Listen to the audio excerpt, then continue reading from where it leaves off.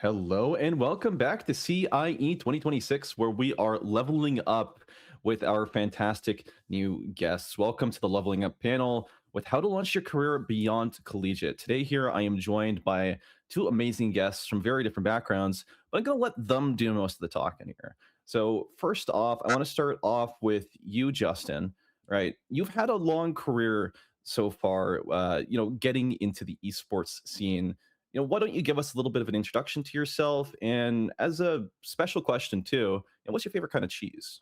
Oh, okay, sure. So let's start off with the intro and then I'll get into the cheese Yeah. later. So yeah, my name's Justin. I am currently the gaming product marketer for Asus and ROG Canada. So handling a lot of our product lines as well as our brand partnerships.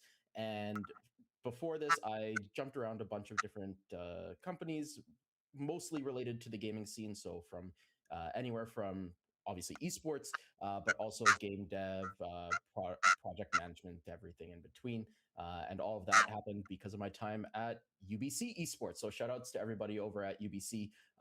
You guys got a great group of people over there and a lot of great opportunities. So keep at it. And when it comes to cheese, Yep. I don't know. Maybe it's a little bit basic, but I always have a soft spot for Swiss cheese. It's part of one of my favorite meals that I like to make myself. So, Sure. it's pretty safe, pretty basic. But if not, there's like a very nice. I think it's called like an. It's not Appleton. That's the Pokemon.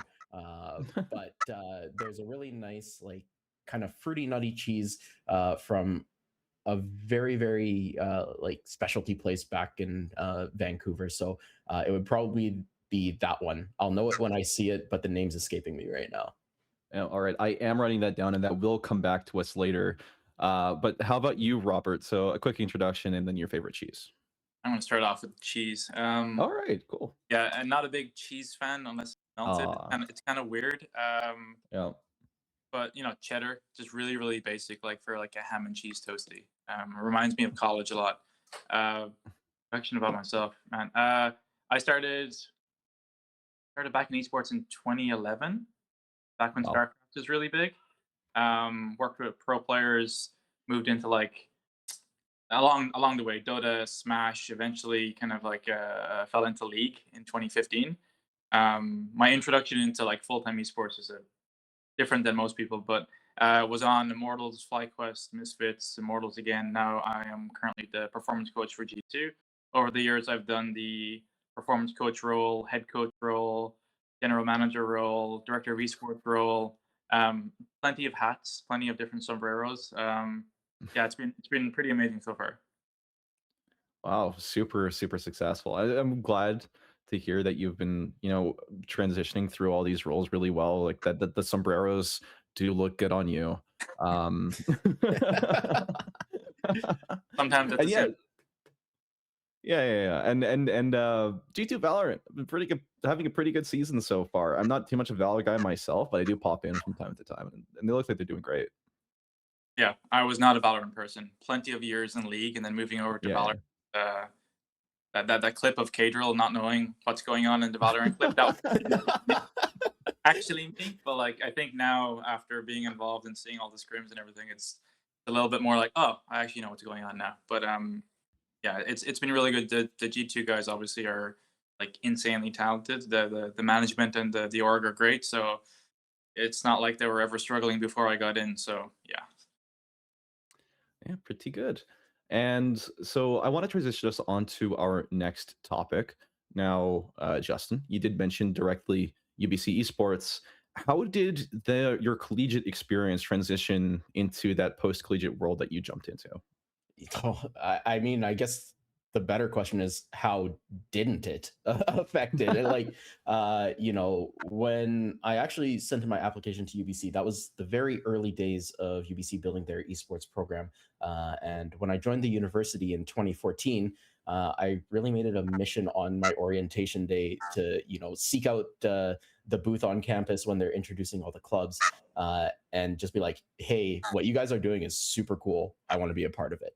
And really, since then, everybody you meet through the club, through all the events, and all the people you meet, not just within, but also outside of that immediate university club, and all the network that you're able to build, that is really what pushed me into the field of gaming and esports because I was studying physics, which is probably one of the most furthest detached things you could do when in your brain you're like, I love video games, I want to be a part of this world.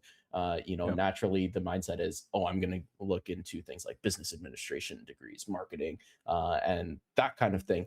But when I was able to, meet everybody coming from different backgrounds, we had people studying chemistry, we had people studying linguistics, all within the same club in leadership positions. You really start to learn that it's not just about what you study, it's about how you're able to apply your learning processes within university and using those to really take advantage of the opportunities that come your way.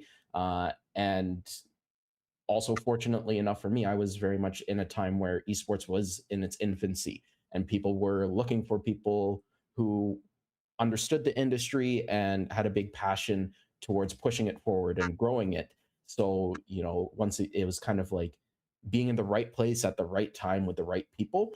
And honestly, without the club, I would probably be a physics teacher or something in a high school. So, definitely a lot happier with where I am right now, being involved in the gaming space. And obviously, I'm more on the hardware side, as opposed to Robert, who works directly with players within the esports scene. So, just one thing to note is that esports isn't just the competitive side. It's not just the player, just the coach, just the support staff. There's a lot of pillars who look to help support those organizations and be involved within esports, even if the main company goal isn't we are an esports company. Yeah, thank you for that. Words to live by, honestly. Going through and breaking everything down, and then as well, we have a very own performance coach here on the broadcast with us. So I think you can personally tell us, through those very many sombreros, you got a lot of different things going on that many fans don't really appreciate, right? Yeah, I mean, to kind of like piggyback off of like the really, I guess, poignant monologue before, is like esports isn't just the five players to one coach. There's so many people that usually like are in the back room, the management that make it run, because only one team can win. So the other nine teams or 19 teams, they have to find a way to be sustainable. I think sustainability is the pretty much the big word for esports. Like, how do you make it so that you have a more runway for the future, so you can actually keep competing, but like participating in the space, because not every team competes. Some teams do a very good job giving back to the space through like game changers or like FlyQuest grassroots, for example. I think that's what esports essentially is. Like, even for college, again, national champions are great. They get the rings, they get the trophies and stuff like that. But for every other college that might not be at that competitive level, they still need I guess the means and the know-how to build a program and keep it running. I've seen some like teams that have won a national championship, they kind of closed their doors because maybe they weren't getting exactly what they thought they would get from winning. So they built a winning team, but it's not quite what they were looking for from an administration point of view. And I think that kind of makes sense. Like, esports, from my small experience working in the educational space with esports, every college or institution has a very different idea of what they think it is. So they take a very different path, and that's financial. It's the amount of students that you have available to you. Irvine, for example, UCI, they've got like a lot of foot traffic. Their esports arena is like right in the middle of their campus, so it can't help but be a focal point for things. Other universities or colleges, maybe more distance learning, less people on campus, it can be a bit harder. Maybe the person leading the actual institution is like doesn't understand esports that well. So Yep. I think big fan of like colleges or institutions like building up networks, working together, sharing what their vision is and how they're doing it, because the odds are there's going to be a college that is like maybe a year or two ahead of you that has gone through all of your problems and can help you get to where you want to be faster. But a little bit more communication is needed. Not very like not the performance coach perspective, but like I've had a big Yeah. interest in more of like sustainability now over the last couple of years because I've seen teams come and go over the life cycle of my career. So I think it's really important that grassroots all the way up to professional are thinking about that as well. Yeah, it's super great to hear your perspective. Just before this panel, we had a different one talking with a lot of the student leaders in esports, and they gave us some insights into how different their approaches have been. Lexi from St. Clair, where the Saints are giving them directly funding through the school. It's a full professional team, versus, like you said, a little bit more of a grassroots approach, where Bentonia from University of Toronto, it's a club through and through run by all the students, and it's a lot of passion and communication and camaraderie, right? Because all the Toronto teams, for example, they all work together and we all have a lot of friends over on the opposite coast. So there is just a lot of teamwork. And that's one of the big things that I love coming through the esports scene for sure. Yeah, like for myself, when I was at UBC, and as well as all the other local colleges in the Vancouver area, uh, SFU, Langara, everyone in between, most of those organizations have always been student run. And I think that type of initiative definitely benefited me in a sense where, there wasn't any guiding hand to lead you along the way to be like, this is what you need to do, this is how it works. Also could have been sign of the times, right? When it was what we liked to call the wild west of the early esports days. And it was real, the onus was on us to find our different avenues of where can we be successful. And with UBC at the time, we found our success through 2014, 2015 North American League of Legends Collegiate Championships. But then also on our community side, we had an amazing game director leading our Super Smash Bros. Initiatives. And it started from, a lecture hall with 50 people competing on 10 CRT TVs playing Super Smash Bros. Melee, that we would have to carry, 1 kilometer from our club room to the lecture hall, to now that same person is booking out the Vancouver Convention Center for thousands of people for not just Smash, but a wide range of different fighting games. And it was very much passion driven, goal driven. This is what I want to do. How can I do it with the resources that I have available? And learning how to take the tools you have at hand and really trying to make the best experience possible at the end, and really putting the community first.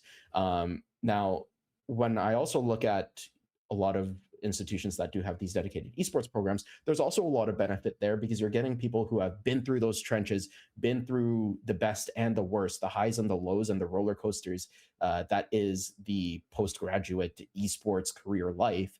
And they're able to share those experiences and kind of the different strategies and approaches they took towards their different problem solving, project building, and overall, whether it's competitive teams or I guess for myself, my bias is a little bit more towards the event organization side of things.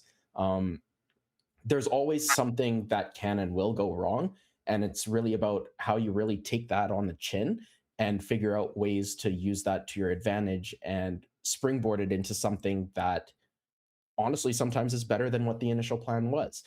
So being able to be flexible in mindset, flexible in execution, those are really important things that you're able to learn through all of these support programs.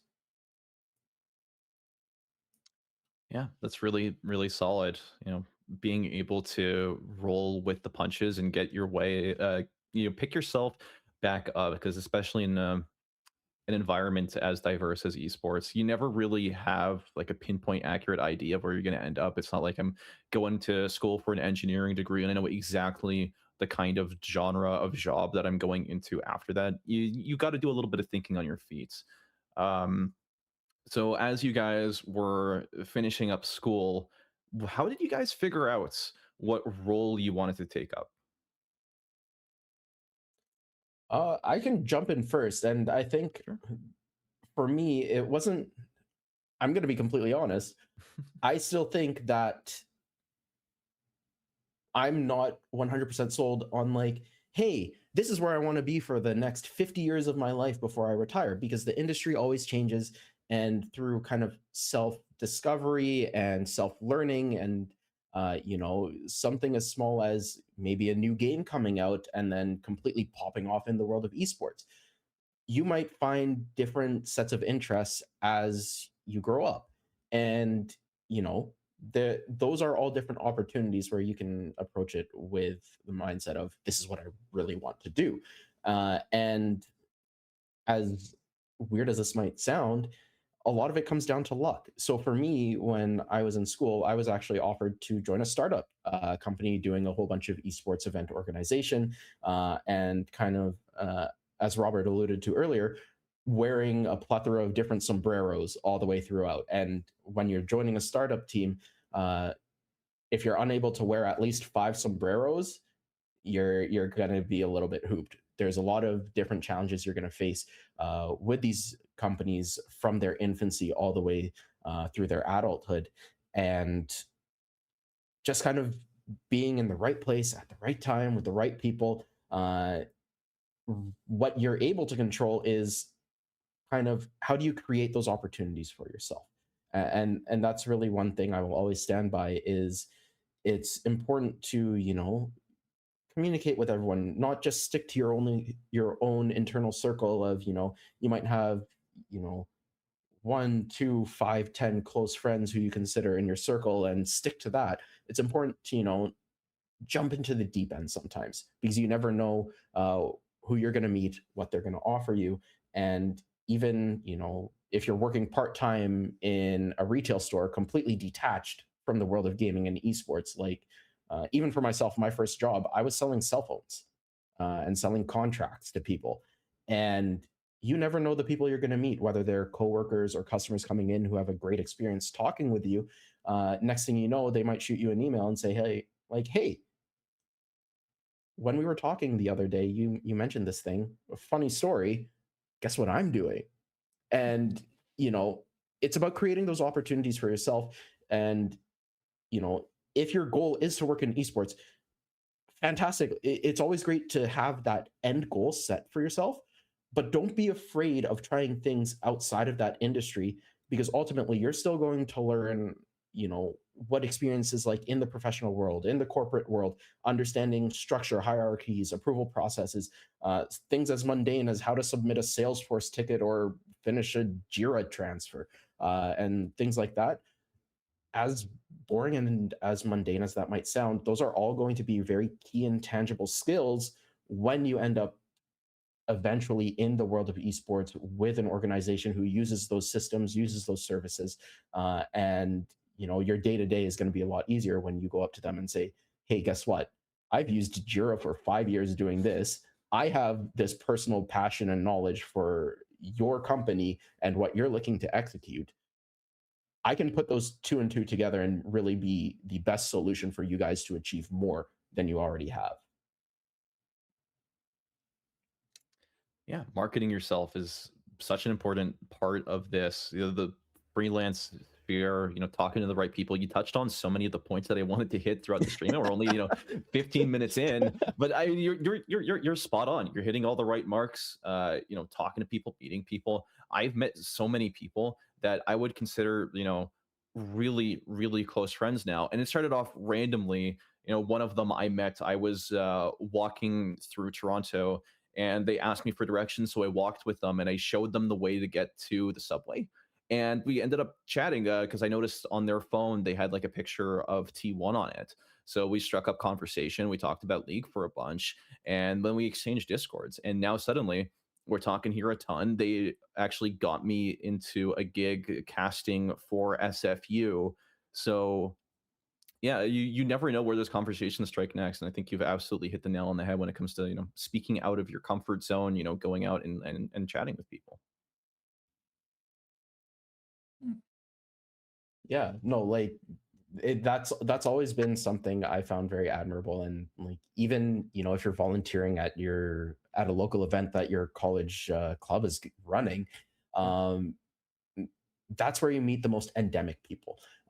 And for me, I even played in UBC Smash Weeklies way back, And was I good? Did I expect to win? No. But the thing is, communities are built on the people who go 0-2 in bracket because someone needs to win and someone needs to lose. So if you can go 0-2 and still have a good time, that's really when you kind of have this liberty of just meeting, chatting up with people, and building those lifelong relationships with everybody in the space.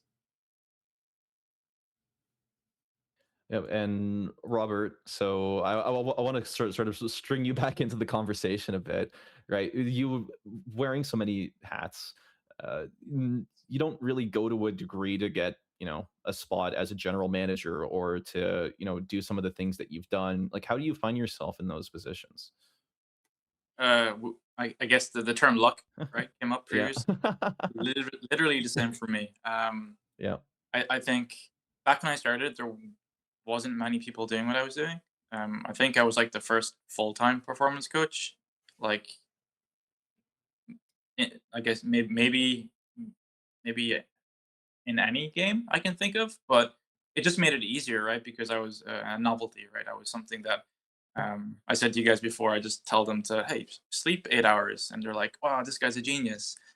Whereas now people have sleep protocols, and they have everything. They know how to do it. But I think back then, I guess this is my advice for anyone in college right now, is to not put all your eggs in the one basket, because I wasn't doing that. I had no intention of like aiming for esports. So when I finished college, I was working with traditional sports teams, soccer, rugby, athletics, and then my friend of mine got me into StarCraft. He was like, "Oh, we should play. We should play." And it took him 9 months of nagging me, and I eventually started playing. And then, the more we talked, the more he knew what I did. And he's like, "Oh, have you seen esports?" And I'm like, "Not really. Here and there." He's like, "It's pretty much the same as what you're doing now." And then yeah. he nagged me more for 6 more months, and then, really should have listened to him. He had good advice. But then I started watching StarCraft a bit more, and I was like, "Oh, cool, like, yeah, I guess there are similarities between the stressors that these players are going through and, traditional sports." So, I think I spent the next 6 months, really far behind the times, really, like, watching every talk show, every interview I could find, and there was a lot back then, there were so many. I wanted to understand the space really deeply, because I'm coming from a point of not really being endemic at all. The Irish esports scene is pretty non-existent back then. But I reached out to a few pro teams, and then I eventually heard back from Team Liquid, and they're like, "Hey, maybe TLO would be interested." So I started working with him, and I did that basically as like a hobby for Yeah, 4 years. So at a certain point, you're not working; you're kind of like he's your friend, right? But yeah, it wasn't something that was paid because there wasn't any paid opportunities for that type of job. But I got a lot of experience during that time. But I was also working like my actual job of working with sports teams. It was in 2015 where I was with a group of other kind of like people who wanted to get into the space performance coaching wise. And I did a presentation about periodization in esports. And in the audience was Noah Winston, who was going to take over for Immortals. So LCS franchising, or I guess like was starting up. So he bought into the league. But by happenstance, my presentation that I did, he was there. And it was obviously, again, novel enough. Like, oh, this guy sounds like he's got some different takes on it. I spoke to the coach, and then I'm from a small town in Ireland, so it was kind of like a movie scene where he called me. He's like, "Hey, we really like you. We'd like you to come to LA. What do you think?" And I'm on the phone, and like I open up my curtains, and pouring rain, like, and normal day back home, and I was like, "Yeah, sure, yeah. I'd like to go to LA." So like I think 3 weeks later, I moved over. First time going to America, but Wow. that wouldn't happen over here because there's so many people that are trying to, or like want to get that job, but there's so few jobs for this particular role. Even for marketing, for finance, for whatever it is in esports, there's so few jobs. But the experience you can get outside of it, working for like a hockey team or a basketball team or working with individual athletes, that's all transferable 100% for my job. So there's no point in limiting yourself to esports. I think that you want to be able to, if you get an esports job, great, but the odds of getting it are actually like pretty low. So you might as well keep accruing experience and more experience. And then eventually, when maybe an opportunity or an interview arrives, you're like, oh, I've been working with this for 3 years, or I've worked with this for 2 years, and I have esports experience. And then it makes your, I guess your interview, your CV look a lot more appealing because you have a lot more experience than someone who is completely endemic to esports but has like no tier 1 experience, right? That's the big Yeah. thing, even for hiring, like for my role, is like people look at how much experience you have. So they do tend to skew towards hiring people who are a little bit older, have a little bit more experience. So if you're a fresh grad, like you're kind of like David versus Goliath at that point. You're not really It's not really a fair fight. So don't expect to come out of college and be like, I've got my degrees. Like I'm joining T1, I'm joining Fnatic, and it's like you have to kind of like pay your dues and work your way up. But you know, no one prepares themselves for like the esports winter. So or even like an esports cold summer. So you kind of want to be able to like not, like I said, put your eggs in one basket. And it is a bit luck. It is a bit like right person at the right time. um, but yeah, I think there's so many opportunities out there for my job in traditional sports. You'd be kind of foolish to like not be looking for it. Yeah, that is a story straight out of a movie. Like you said before, just getting that call, moving to LA 3 weeks later, fish out of water. I'm sure you have plenty of good times and stories, just like of how that transition was for you coming to America for the first time. Um, but yeah, that was a really solid, again, a couple of talking points there. Your first esports offer was cinema, to say the least. So But who would be the lead actor yeah, playing your role in that movie, though, Robert? That's what I really want to know right now. yeah. This I'll have to get back to you on that one. Yeah. Anything I say will just be very egotistical. But Are you looking for like a Leo DiCaprio type actor? Are you looking at Timothée Chalamet, or might as well go Fine? with me, Yeah, Timmy Chalamet. Might as well. Why not? Yeah. I yeah. mean, Why we not, look I nothing right? alike, but yeah, that would work. Yeah. No, I got a little bit of hot take. I think a Ryan Gosling with some glasses on and like some like darker hair. I think that could go crazy in this position. Maybe I'm just Project Hail Mary pills. Watch that on Monday, so I'm looking forward to it. Oh, nice, nice. I hope you enjoy it. It's a good watch for I've sure. only heard good things. But yeah, now going on to the next thing, right? We heard a lot about those first baby steps, right? Getting into your first esports gig, making sure you have a lot of experience because experience is attractive. You have a lot of connections, based opportunities. Is there anything else that you guys would like to touch on as sort of things people wouldn't really expect that got you around to an esports position? Oh, I know it's a little honestly, bit of hard press. yeah, Yeah. no, I like, from my experience, everything was unexpected. You Mhm. never know who's going to come knocking at your door. You never know what's going to happen tomorrow. It's not like I'm going to wake up tomorrow and be like, I know exactly how many emails are going to show up in my inbox. Everything is uncertain. And as I alluded to earlier, the idea of being flexible and being able to improvise based on and rolling with the punches, that has always been something I've carried with me throughout my entire career journey. So whether it was through organizing events or where I am now in more of a brand and product marketing position, which is very much more esports adjacent but still in the gaming space, those are the intangible skills that I've been able to carry through from start to finish. So really, there is nothing to be expected, because I feel like the more you expect something to happen, not just the less likely is it going to happen, but the less prepared you are going to be for when that doesn't happen. And kind of being stubborn in that sense isn't necessarily setting you up for success. I won't say it sets you up for failure, but ultimately, in an industry as competitive as the gaming and esports industry, you want to set yourself up for as much success as possible with how competitive and how talented everybody is in the space, how smart everyone coming out of college is, and really building up that level to be prepared for what's unexpected is I won't say being as much of a yes man as possible, but trying to get as much understanding of, you know, your 3 degrees of separation. You might report directly to somebody, or share a story with someone, but they might share that story to someone who might share it to someone, and next thing you know, you're connected with that third degree of separation. So yeah, honestly, how do you deal with something being unexpected? uh Everything's unexpected at this point in time, and with how chaotic things can be, and without talking too much on the subject, but the current state of world economies, job markets, everything like that, you never know what's going to happen next.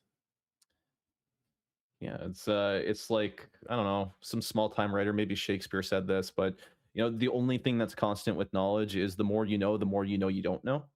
Lots of knowing in that same sentence, but Well, I guess now you yeah. know. Well, now you know. But yeah, and I did also want to hit you with the double whammy here, Justin. Mm. Is I'm a big fan of Asus products. I'm not being paid here to say that. I have 2 Asus monitors. I'm looking at you through here, but I do want to Okay, great. say, I think your guys' marketing could use a little bit of work. I got a Yeah. suggestion for you, All right? right, I'm all ears. Yeah. So sitting here right in front of me right now is an Asus ROG Swift OLED PG27 UCDM. It's a bit of a mouthful. It's a little hard for me to to recommend to my friends. How about gaming monitor 2? Oh, I'd be lying if I said that's the first time I've heard it, and I'd also be Yeah. lying if I said that's the first time I've been told to give feedback, and I'd also be lying if I said I haven't given that feedback yet.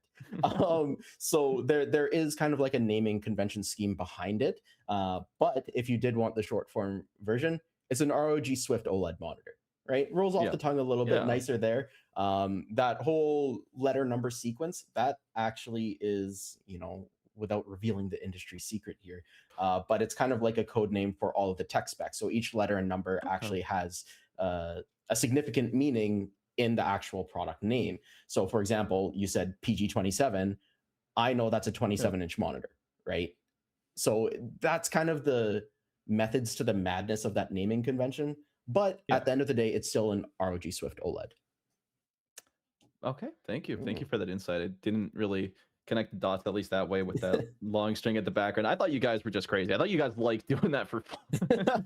Well, I mean, for me, I'm lucky because the products I tend to work with is, our handhelds, our laptops, our desktops. So, my product is, oh, hey, look, it's an ROG Ally. Like, Oh my whoa, god. crazy cool name.